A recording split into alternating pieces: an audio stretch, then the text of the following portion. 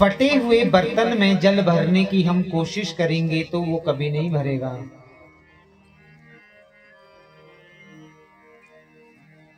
देवराज अपनी पत्नी, अपने माता पिता को छोड़ करके उसी वेश्या के साथ रहने लगा।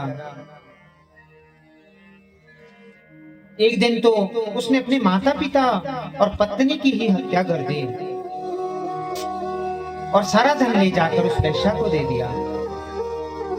देवराज अब शोभावती के साथ मांस मंदिरा का सेवन करने लगा, जूठा खाने लगा, बुरे कर्म हो गए उसके।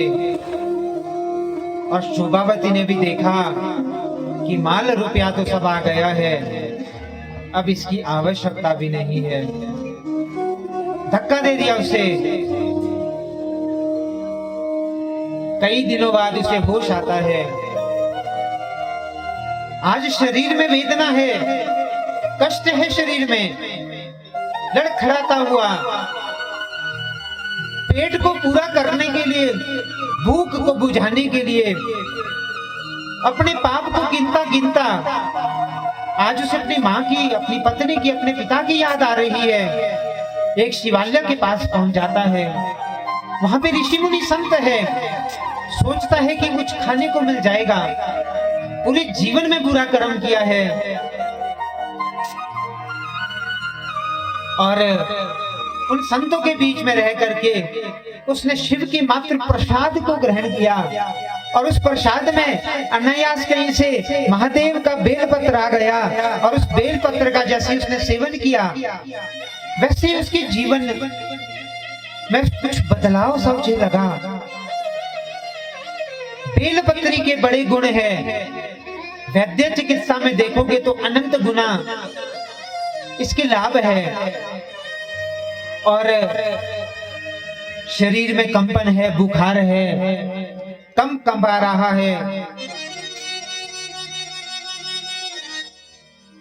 और उसी शिवालय में एक कोने में रहा और उसकी मृत्यु हो गई, प्राणांत हो गया उसका। बोली शंकर भगवान की जय। और जैसे ही उसकी मृत्यु हुई वैसे ही यम के दूत आ गए उसे लेने को।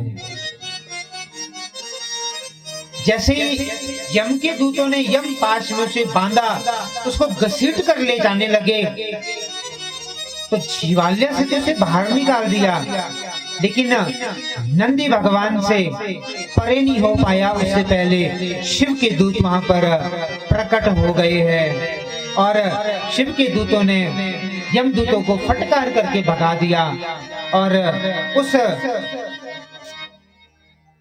देवराज को सुंदर विमान में बिठाकर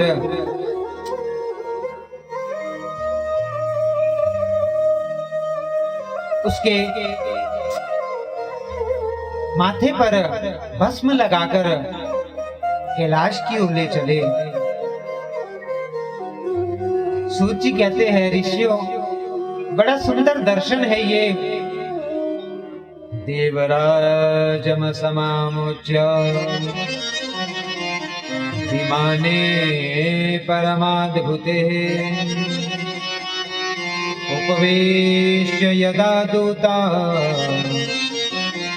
कैलासम गन्तुमुत सुखः। इसीलिए तो कवि कहते हैं, किस्मत लिखने वाले को भगवान कहते हैं। किस्मत का लिखा जो बदल दे उसे महाकाल कहते हैं। बोले महाकाल भगवान की जय।